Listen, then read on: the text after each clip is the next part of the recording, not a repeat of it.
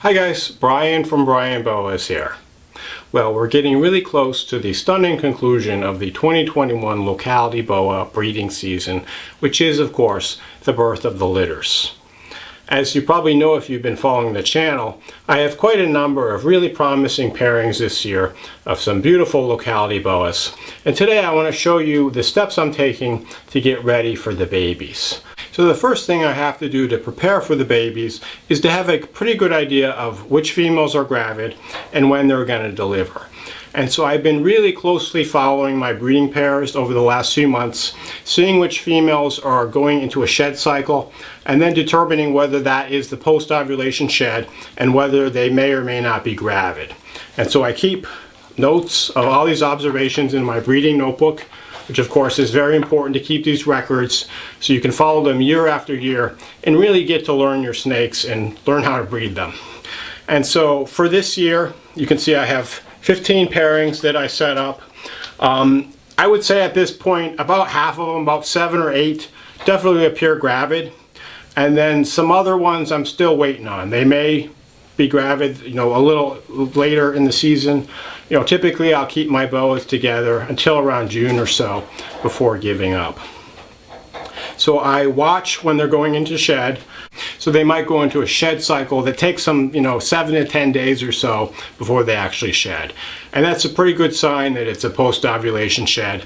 And then they'll start acting gravid. Most notably, they just look really thick and big, and they'll coil over their hot spot. And I did a video recently on how to detect a gravid boa, so check that one out if you want more details. But I make careful notes of when these sheds occur, and then a rule of thumb is that the babies will be born about 105 days after the post-ovulation shed, which is about 120 days after the ovulation. And so this isn't always accurate. I found that for the non-red-tail boas, often they'll give birth earlier than that, maybe about 100 days to 105 days after the post-ovulation shed.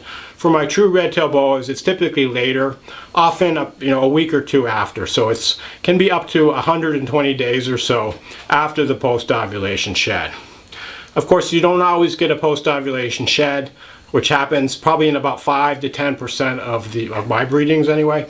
So if that's the case, you just have to really closely monitor them, make a guess as to when they started acting gravid, and then you can estimate your due date based on that. But you can see what I do is I record the post-ovulation shed date, and then I go to this online day-date calculator. So basically, you enter a date into this calculator, and then you add 105 days, and it spits out the date. And this is available for free online, so just Google day-date calculator and you can find these tools. And it tells me the approximate due date of my boas. So I can see I'm going to be very busy in July. I have quite a few litters in July, and then they go into August. And with any luck, we'll have some more that become gravid, which will go into September. And then I may get the babies, as I mentioned, as early as late June. We'll just have to see. So obviously I'm not planning any major trips this summer. I always like to stay close to home so I can be ready for when my babies are born.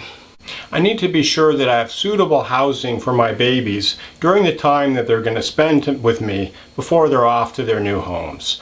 And so for the first week or so, I keep entire litters in these big tubs. These are 56-liter Sterilite tubs, or 56 quart rather. It's a 14-gallon Sterilite tub. I think it's like 53 liters.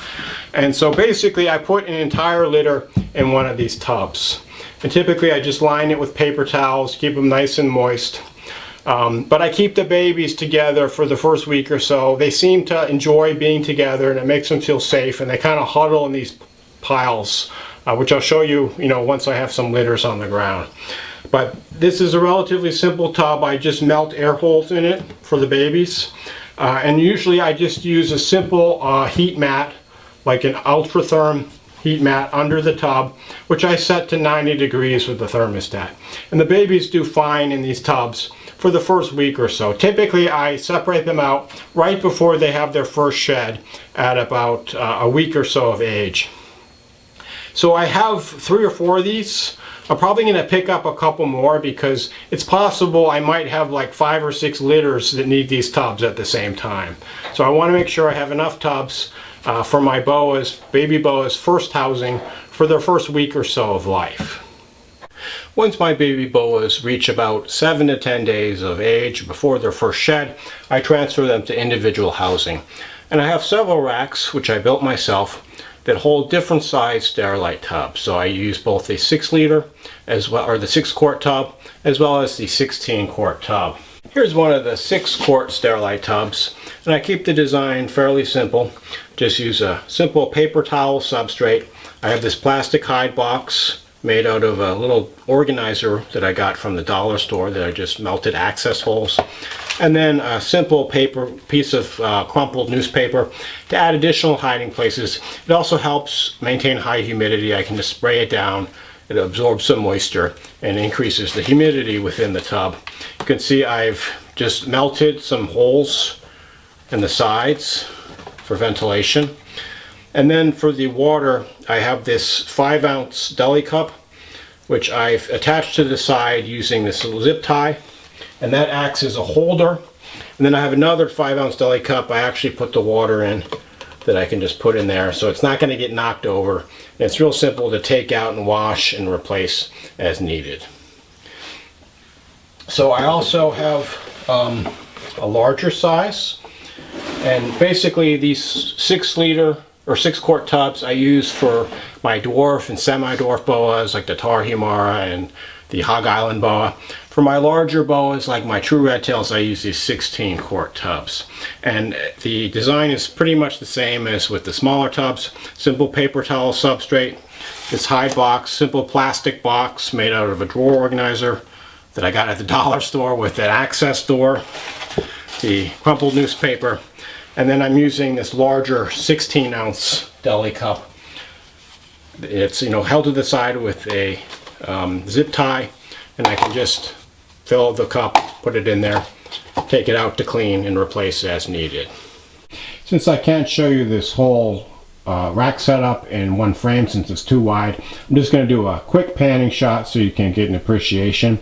You see the top rack has 5 shelves of 4 tubs each for the smaller size, and then just scrolling down here, the bottom rack has 6 shelves of 4 tubs each for a total of 24. Okay, so I have a few more racks. I have space for about 100 babies. It's possible this year I might exceed that, but these racks are fairly simple to build, so if I need more space I can just build some more. In addition, I expect that at the end of the season, around September, October, when I'm having my last babies, the first babies that are born in June and July will be off to their new homes, so that'll free up some space for the new arrivals. You can see I still have a few of last year's holdbacks in this rack. I have these 3 crawl key boas, and these guys are okay in this size tub for the next few months, but they'll probably be moving up to a larger tub shortly thereafter, just to free up space for the babies. Technically, I could probably keep these little guys in these tubs for probably another year and a half or so, since they're still pretty small, under 2 feet or so in length. You can see my system for keeping the records. I just use a simple index card held on with a piece of tape where I write all the records. So I've got plenty of blank index cards here ready for the 2021 babies. So I can keep track of all their records. And then the last thing to share with you is my heat source. I just use a simple Ultratherm heat strip.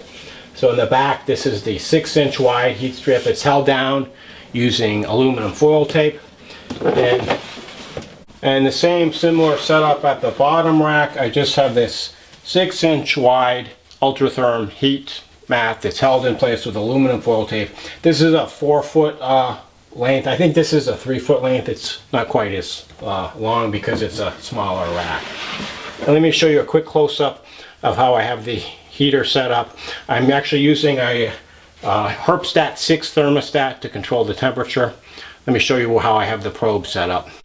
So I slid out one of the tubs, and you can see the Ultratherm heat mat You can also see the probe for the Herpstat 6 is held in tape, or held in place with this blue tape. And I always use a lot of the tape, and I'm always checking it just to make sure that the probes stay in place and can maintain the temperature of that heat mat. In addition to the housing, I need to be worried about food for my baby boas. And I find that baby boas sometimes can be reluctant to take frozen thawed prey items, which is why I keep a mouse colony going specifically to provide me with live prey items for my baby boas. And typically I'll have like 2 or 3 tubs of mice. You know, each mouse has a male and 4 females, and they just make babies. But when I'm getting ready for the breeding season, I ramp it up a bit. So recently I added a couple more tubs. So I have 5 tubs now going of mice that are breeding. And this will ensure that I have baby mice of all the different sizes available.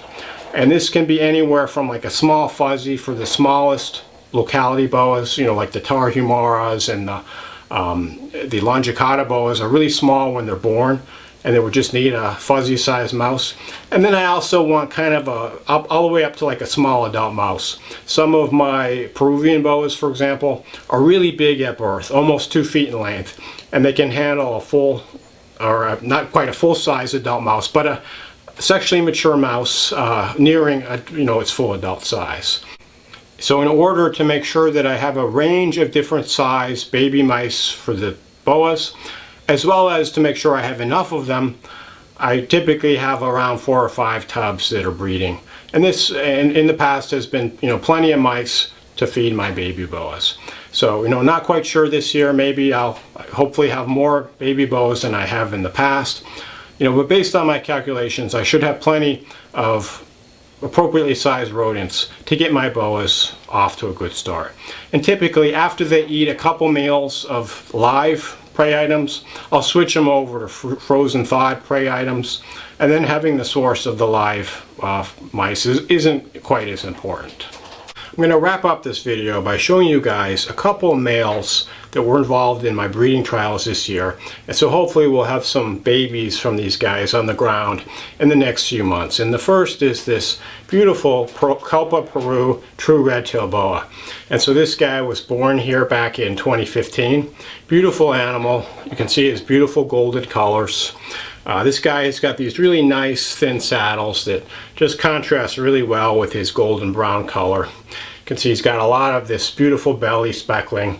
Just a gorgeous animal, really muscular animal as well. So I didn't have a Peruvian litter for a few years, and then I was really happy to get a litter back in 2020. And so far it's looking pretty good for 2021, that I hopefully will have some more of these amazing animals. And these are some of the most sought after true red tails, so I'm really happy to hopefully have a gravid female at this point that will probably give birth sometime in July or August. And here we have one more sire of a likely litter for 2021. This is a male Pearl Island boa. And so this guy actually bred for the first time back in 2019. So he's with the same female this year, and she looks really gravid. She's actually quite a bit bigger than this male, probably about 1.5 feet or so longer, and she's really thick right now. Hopefully full of babies, not full of slugs, but we'll just have to see. And so back in 2019, I had a litter of 5 babies with this pair. And so these Pearl Island boas typically have smaller litters of larger babies. The babies back in 2019 were almost 2 feet long. They were really big babies. So we'll have to see how many babies we get this year, hopefully not how many slugs. But I also expect that this litter will be one of my first for the season, probably on the ground sometime early July, maybe even late June. So really looking forward to that. It's always great to have the first babies on the ground. As you know, there's a lot of steps that go into breeding these boas, and it's a very, very long process that lasts for many, many, many months. So when I finally have those babies on the ground, it's just a really satisfying and fulfilling situation. It's really what I work for. So you can see this guy is beautiful. He's got mostly patternless. You can see he doesn't really have any saddles. He's just got this beautiful golden brownish color on his back.